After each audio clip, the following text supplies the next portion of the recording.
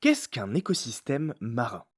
Un écosystème marin, c'est les relations que toutes les espèces, que tous les individus tissent entre elles, entre eux, et qui sont l'écosystème. L'écosystème, ce n'est pas une collection d'individus ou d'espèces juxtaposées. Ça n'a pas d'importance, ces individus et ces espèces. Les piquets n'ont pas d'importance. Ce qui est important, ce sont ces relations, ces interdépendances. Interdépendances dans un petit milieu, où il y a l'écosystème des kelpes, l'écosystème récifal, l'écosystème de la haute mer. Et puis il y a un gros écosystème, un seul, dont nous faisons partie, notre petite planète Terre. Parce que nous sommes à ce point liés aux autres, à tous les colocataires de cette planète, le petit plancton, le grand requin blanc, le cachalot, le tigre, l'arbre dans la forêt amazonienne. Nous sommes tous liés, que nous dépendons les uns les autres parce que nous sommes la même eau. Nous sommes parcelles d'océan, comme le requin blanc ou le cachalot. Cette eau qui voyage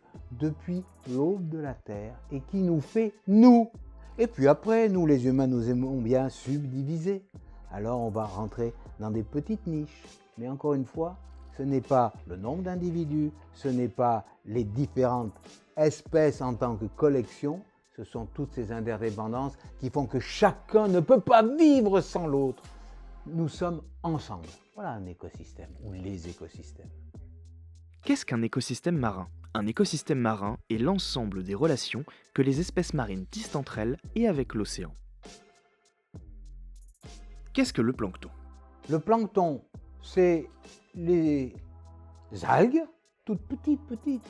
Les animaux, les petits crustacés, les petits mollusques, et puis surtout, tous les animaux marins, sauf les requins, les raies et les baleines, ont à un moment une phase dans le plancton. Même le grand thon rouge, même l'espadon à un moment donné, il est tout petit œuf, tout petite larve dans le plancton, à la merci de toutes les autres, à la merci de la petite méduse, à la merci du petit copépode.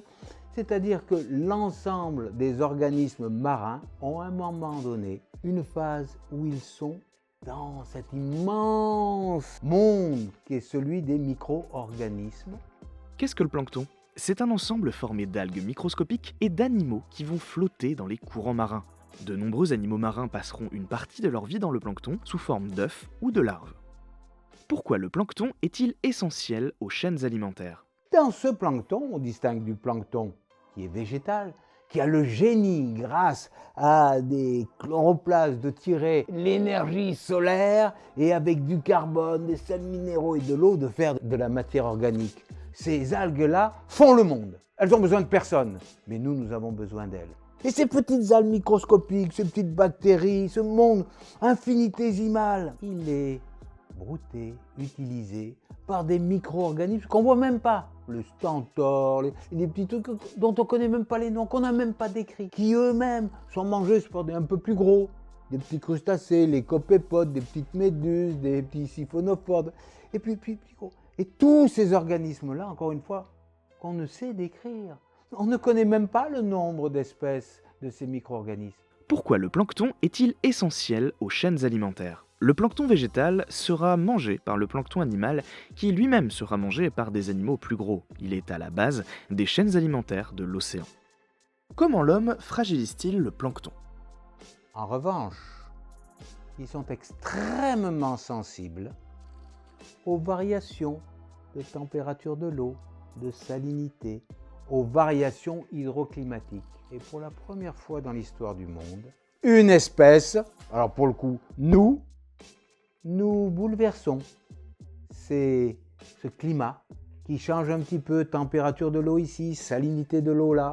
Et en changeant ça, nous bouleversons complètement, nous rebattons complètement les cartes des écosystèmes marins. Beaucoup plus que par notre pêche, par nos pollutions ou par toutes les prédations et dégradations que nous avons fait jusqu'alors. Mais nous ne savons pas exactement les conséquences que ça va avoir, tellement ce monde planctonique nous est inconnu.